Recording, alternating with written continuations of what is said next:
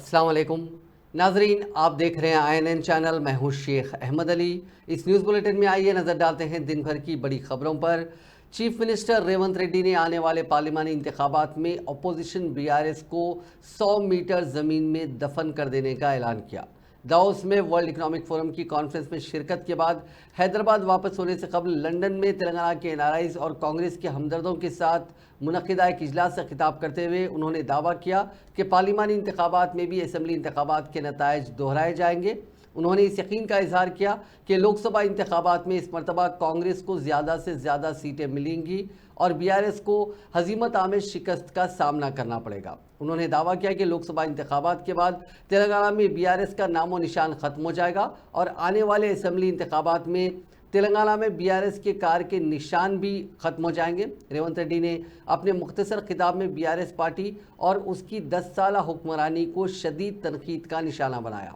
उन्होंने साबिक chief minister Chandrashekhar Rao को शेर से तकाबुल करने से मुतालिक BRS के कारगुजार सदर KT रामाराव के बयानात पर अपने शदीद रद्द-ए-अमल का इजहार किया।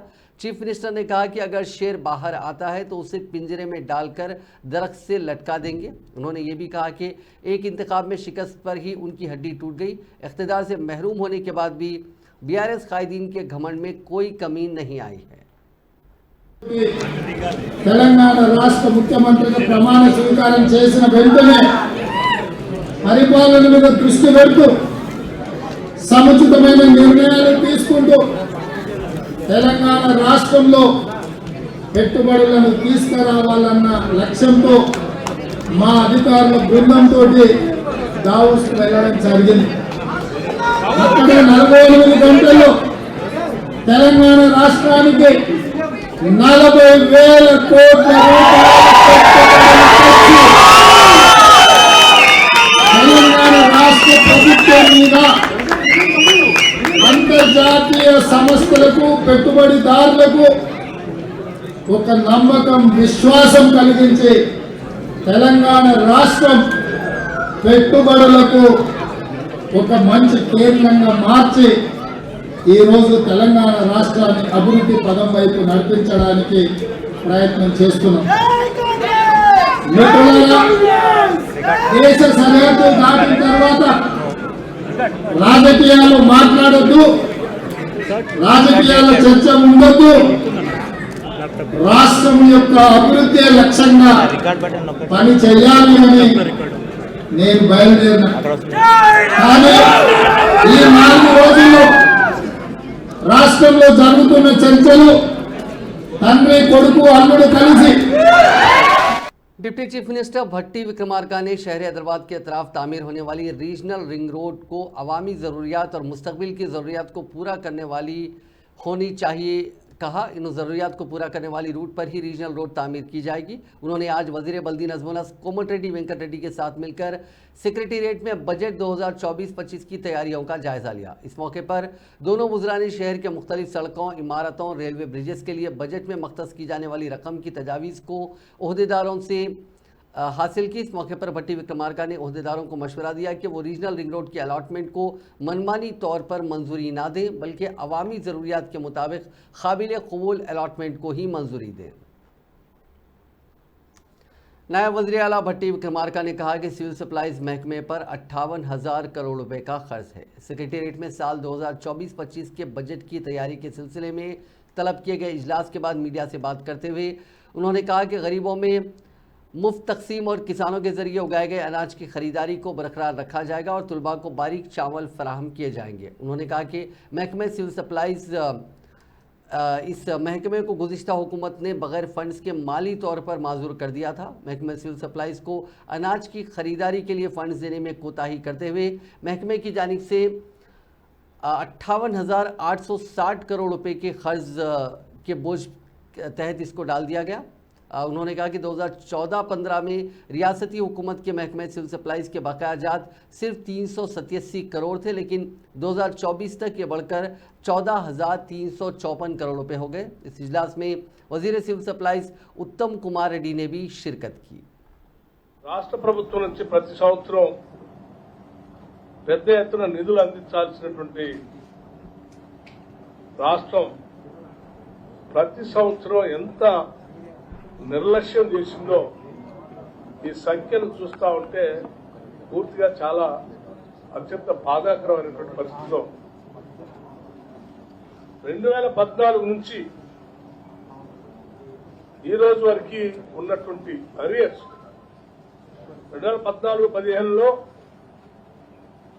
కేవలం 383 కోట్లు మాత్రమే అరియర్స్ ఉంటే రాష్ట్ర ప్రభుత్వం నుంచి సివిల్ సప్లైస్ కి ఇవ్వాల్సినటువంటి ఉంటే ఇదంతా ఇది అసలు అంటే 11,000 crore 11,750 crore లాస్ బుక్స్ లో. ఇది వీళ్ళ ఘనకార్యం వల్ల రైస్ మిల్లర్స్ దగ్గర పెట్టిన స్టాకు అది ఉంటే వాళ్ళ బుక్స్ లో చూపెడుతున్నారంటే 15,000 కోట్ల స్టాక్ ఉందని.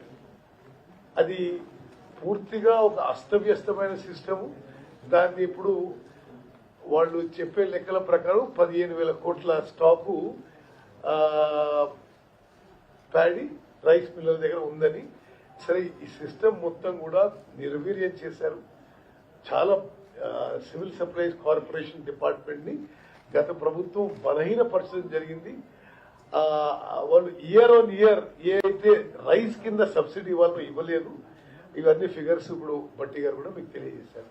ఆ విషయం మీద రివ్యూ చేయడం జరిగింది. నేను అయితే ఒకటి రెండు మాటలు మీకు చెప్తాను, ఎందుకంటే वज़ीर इत्तलात व ताल्लुकात आम्मा पुगलटी श्रीनिवास रेड्डी ने कहा कि अवाम की ज़रूरियात से वाकिफ़ियत हासिल करने के लिए प्रजा पालना प्रोग्राम के तहत दरखास्तें हासिल की गई हैं। मुत्तहदा ज़िले वरंगल के तरक्याती कामों पर मुनक़िदा एक जायज़ा इजलास से खिताब करते हुए श्रीनिवास रेड्डी ने कहा कि हुकूमत के वादों और उस पर अमलावरी को यकीनी बनाने के सिलसिले में ओहदेदारों के साथ मुख्तलिफ उमूर पर बातचीत हुई।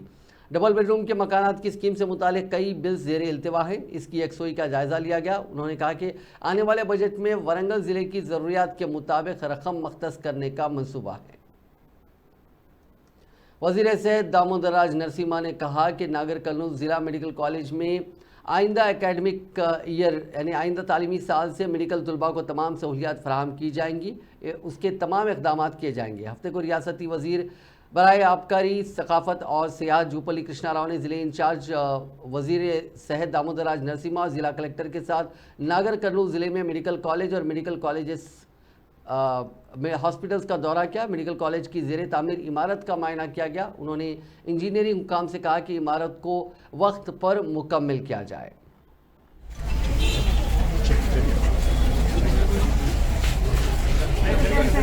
Because of course space constant, this hospital 100 bedded, first initially 60 bedded, 30 bedded, 100, and then we can just to medical college hospital India. Rest total is that is my medical college 100 bedded. no. First year vehicle. So that level na. And emergency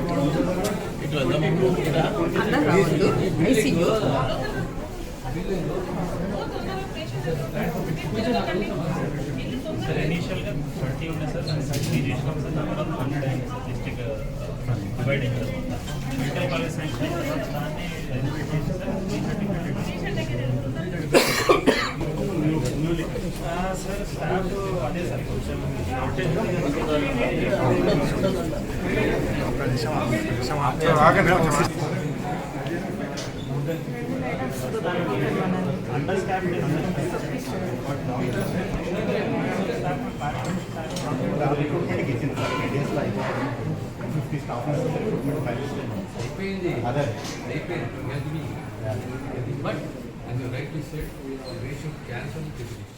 Telangana state road transport corporation ने अपने मुलाजिमीन के हादिसाती बीमा की रकम को 40 लाख रुपए से बढ़ाकर 1 करोड़ रुपए कर दिया है।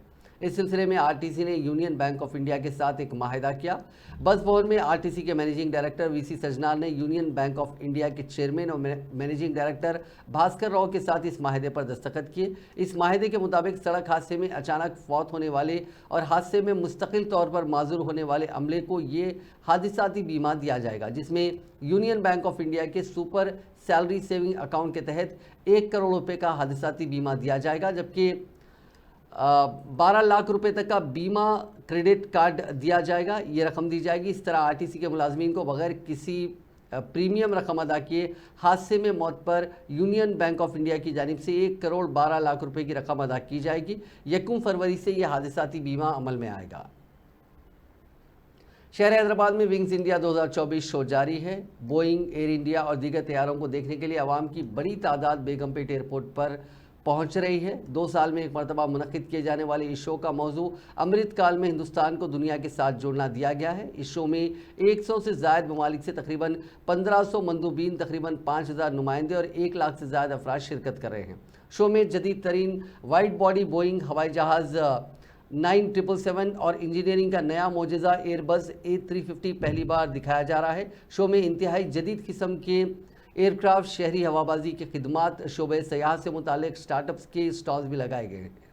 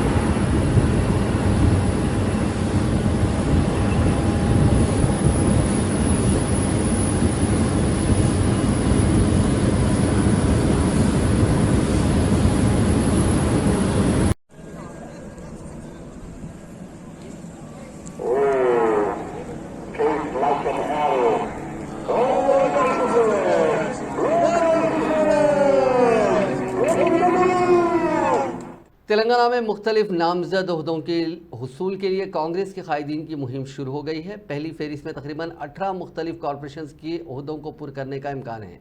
इस सिलसिले में जारिया माह के आखिर में ऐलान मुतवक्को है। ताहम ख्वाहिशमंदों ने ओहदों को हासिल करने के लिए दौड़ धूप शुरू कर दी है। ज़राए के मुताबिक उन ओहदों को पुर करने में उन कायदीन को तरजीह दी जाएगी जो हालिया असम्बली इंतखाबात में टिकट से महरूम रहे और जिन्होंने पार्टी के इस्तेहकाम के लिए काम किया। बताया जाता है कि वज़ीर आला रेवंत रेड्डी ने इस सिलसिले में इक़दामात कर लिए हैं। बताया जाता है कि हाल ही में रेवंत रेड्डी ने दिल्ली के दौरे के दौरान इस सिलसिले में AICC के आला कायदीन से इसकी मंजूरी हासिल कर ली है। वज़ीर आला 21 जनवरी को रियासती दारुल हुकूमत हैदराबाद वापस होंगे। उनकी हैदराबाद वापसी के अंदरून 2 या 3 दिन तवक्को है कि इस पहली फहरिस्त का ऐलान किया जाएगा। BRS के कारगुजार सदर KT रामाराव ने चीफ मिनिस्टर रेवंत रेड्डी की जानिब से BRS पार्टी को 100 मीटर ज़मीन में दफन कर देने के रिमार्क पर अपने शदीद रद्द-ए-अमल का इजहार करते हुए कहा कि रेवंत रेड्डी को उनकी पार्टी को दफन करने से पहले अवाम से किए गए वादों को पूरा करने की ज़रूरत है। जिस तरह के कांग्रेस ने 100 दिन के अंदर तमाम वादों को पूरा करने का ऐलान किया था। तेलंगाना भवन में 2 पार्लिमानी हल्के हैदराबाद और सिकंदराबाद के कायदीन के साथ लोकसभा इंतखाबात की तैयारियों में से मुताल्लिक़ मुनक़िदा इजलास से खिताब करते हुए KTR ने कहा कि BRS पार्टी रेवंत रेड्डी जैसे कई कायदीन को देख चुकी है। उन्होंने पेश कयासी की कि पार्लिमानी इंतखाबात के बाद कांग्रेस और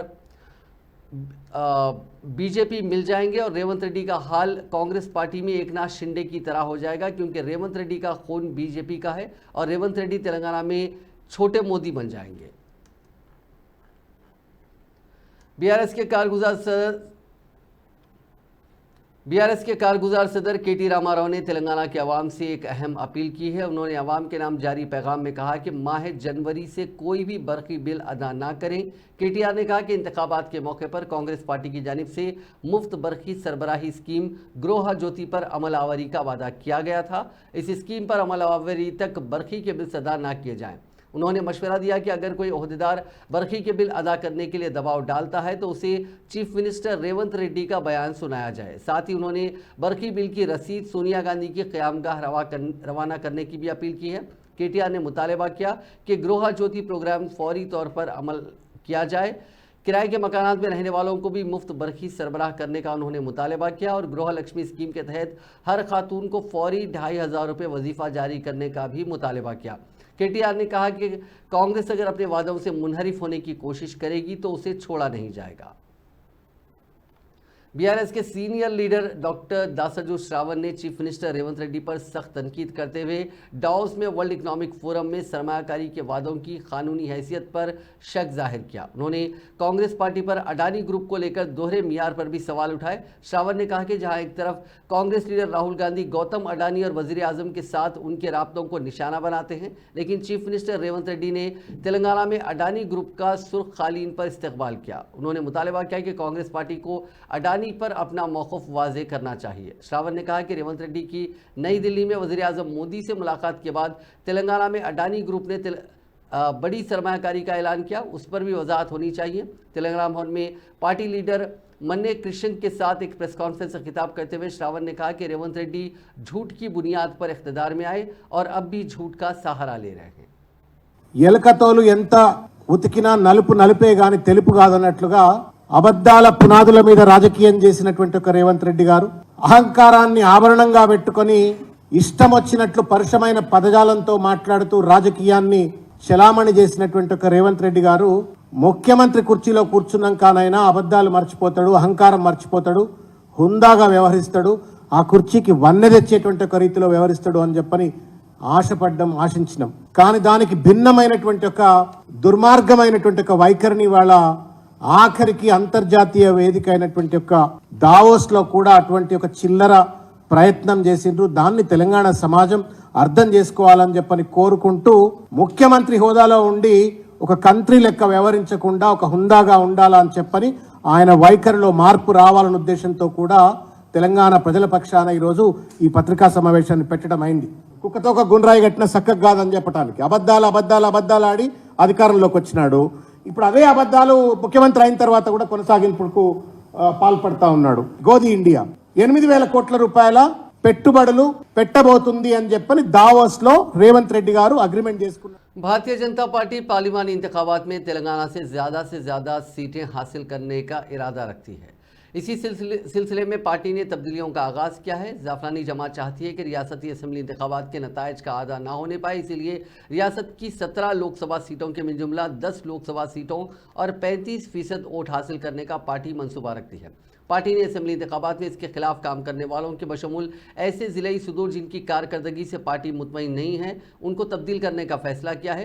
बेशतर अजला के सुदूर का ऐलान पार्टी के रियासती सदर किशन रेड्डी ने किया। आदिलाबाद, महबूबाबाद, भोपालपल्ली ज़िला सुदूर के सिलसिले में कोई वजाहत सामने नहीं आई है। आइंदा 2 या 3 दिनों में उन ओहदों को पुर करने का इम्कान है। विकाराबाद ज़िले के पार्टी सदर माधव रेड्डी, यादाद्री भुवनगिर ज़िले के पार्टी सदर भास्कर, निज़ामाबाद के सदर के तौर पर दिनेश, सिद्दीपेट ज़िले के पार्टी सदर के तौर पर मोहन रेड्डी, जनगांव के लिए दुष्यंत रेड्डी, हनमकुंडा के लिए पद्मा और मुख्तलिफ सुदूर का ऐलान किया गया है।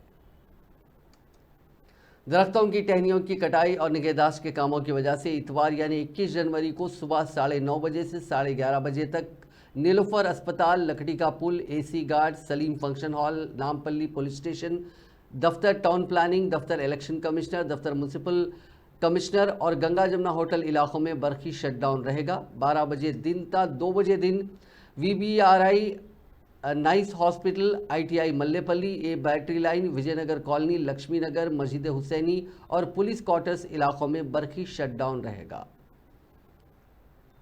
गवर्नर तेलंगाना डॉक्टर तमिलिसाई सौंदरराजन के ट्विटर अकाउंट को हैक करने के मामले की तहकीकात में पुलिस ने तेज़ी पैदा कर दी है। पुलिस के मुताबिक गवर्नर का ट्विटर अकाउंट महफूज है। इसी दौरान गवर्नर की प्रोफाइल पिक्चर अपडेट की गई। वाज़ेह रहे कि 14 जनवरी को गवर्नर का ट्विटर अकाउंट हैक कर लिया गया था। राजभवन के हुक्काम की शिकायत पर साइबर क्राइम पुलिस ने इस सिलसिले में केस दर्ज करके तहकीकात का आगाज़ किया था। तहकीकात के दौरान पुलिस को पता चला कि मुल्क में 3 IP एड्रेसेस के जरिए गवर्नर के अकाउंट को ऑपरेट किया गया है। पुलिस गवर्नर के अकाउंट को हैक करने वाले साइबर मुलजिमीन की गिरफ्तारी के लिए कोशिश कर रही है।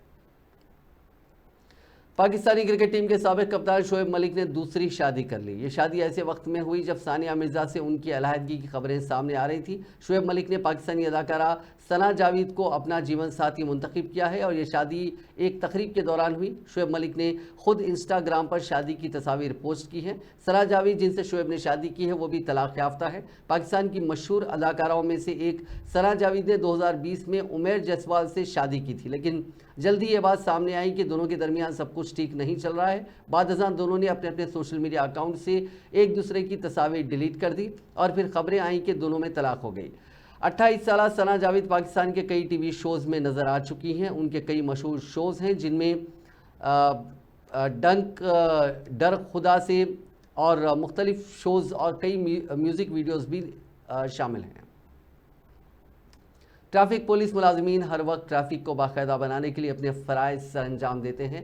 फ़िज़ाई आलूदगी और सूती आलूदगी के दरमियान ट्रैफिक को कंट्रोल करने का काम वो करते हैं। हैदराबाद पुलिस कमिश्नरेट के ट्रैफिक पुलिस मुलाजमीन को राहत देने की कोशिश की जा रही है। तवक्को है कि उनके लिए जल्द ही AC हेलमेट दस्तियाब करवाए जाएंगे। दोनों शहरों हैदराबाद और सिकंदराबाद में गाड़ियों की तादाद में रोज़ बरोज़ इजाफा होता जा रहा है।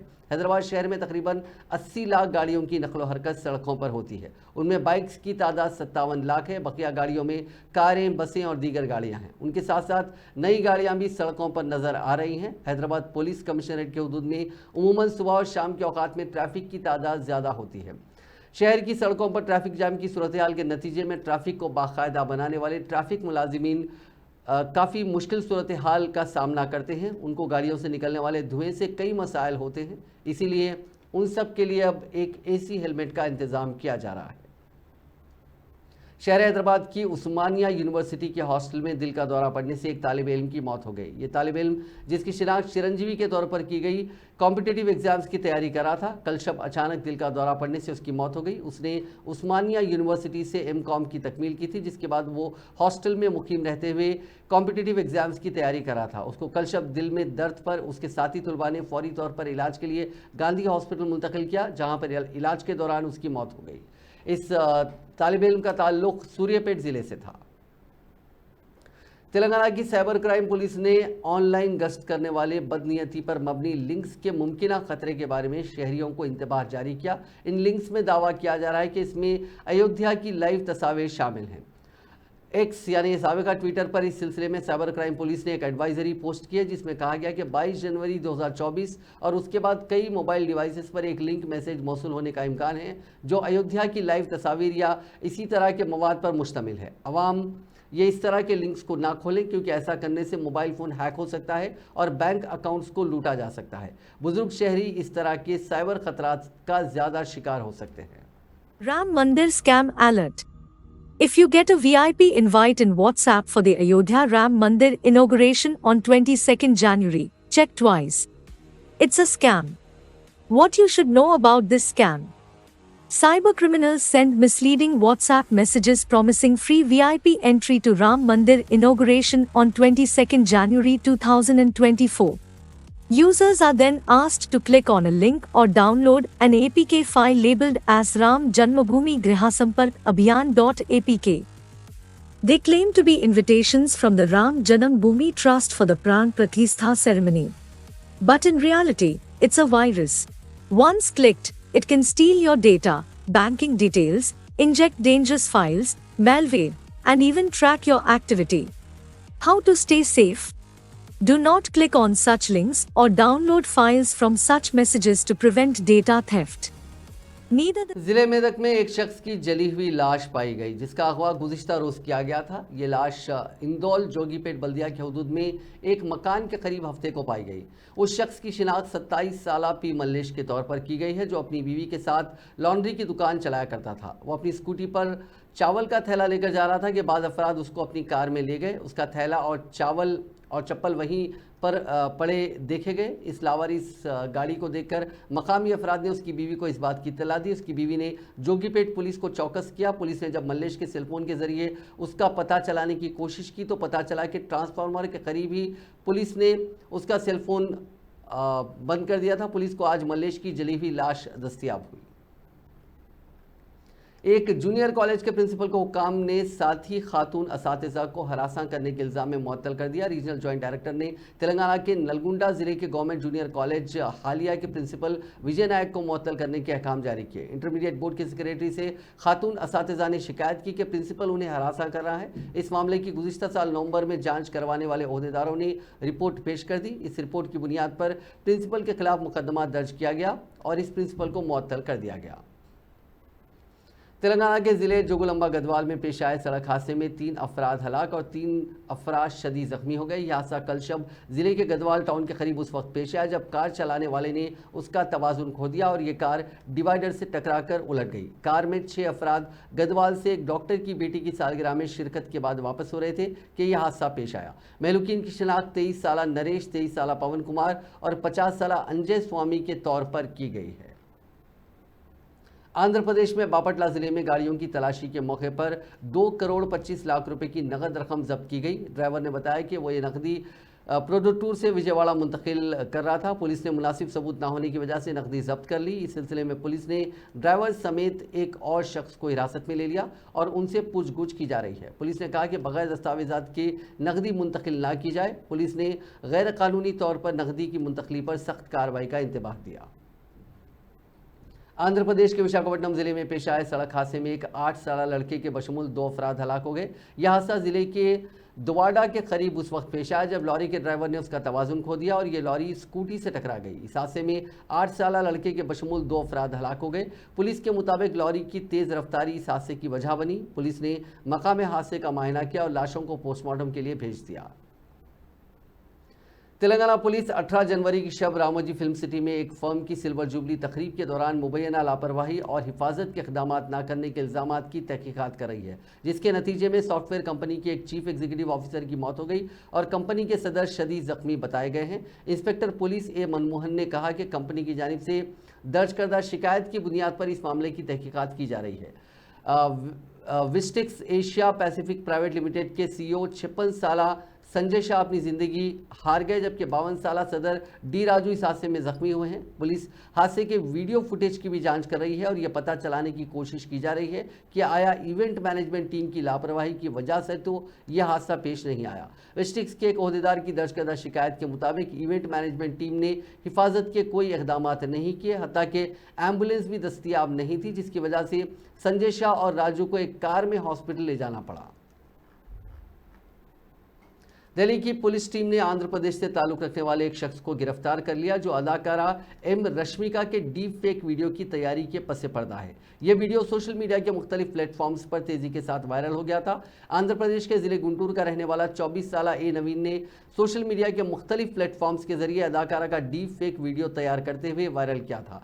Deputy commissioner police IFSO Hemant Tiwari ने कहा कि इब्तदाई तहकीकात के दौरान मालूम हुआ कि असली वीडियो अक्टूबर 2023 को एक बरतानवी हिंदुस्तानी लड़की ने अपने इंस्टाग्राम अकाउंट पर अपलोड किया था। बाद अदाकारा का डीप फेक वीडियो तैयार करते हुए उसे वायरल किया गया। डिप्टी कमिश्नर ने बताया कि तहकीकात के दौरान मालूम हुआ कि मुबैना डीप फेक वीडियो से मुताल्लिक ज़ायद 500 सोशल मीडिया अकाउंट्स हैं और तहकीकात के दौरान हिंदुस्तान भर में सोशल मीडिया अकाउंट्स रखने वाले कई अफराद से पूछताछ करते हुए दरकार मालूमात हासिल की गई। मुश्तबा अफराद से तफ्तीश के बाद आखिरकार अहम मुलजिम की गिरफ्तारी अमल में आई। तहकीकात के दौरान मुलजिम नवीन ने इंकशाफ किया कि वो रश्मिका का एक बड़ा फ़ैन है और उसके फ़ैन के 25 पेजेस भी चलाता है। कांग्रेस की भारत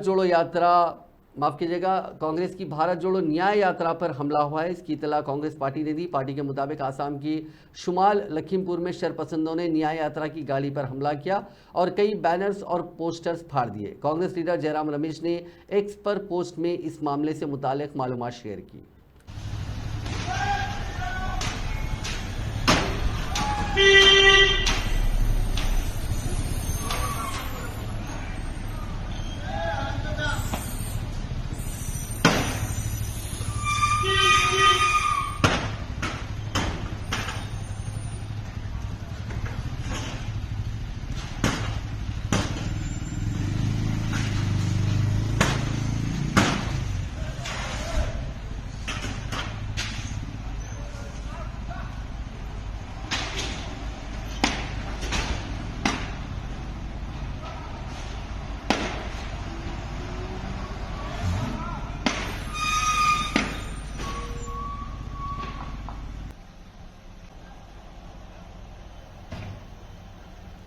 नाजरीन, इस न्यूज़ बुलेटिन में बस इतना ही। आप देखते रहिए INN चैनल।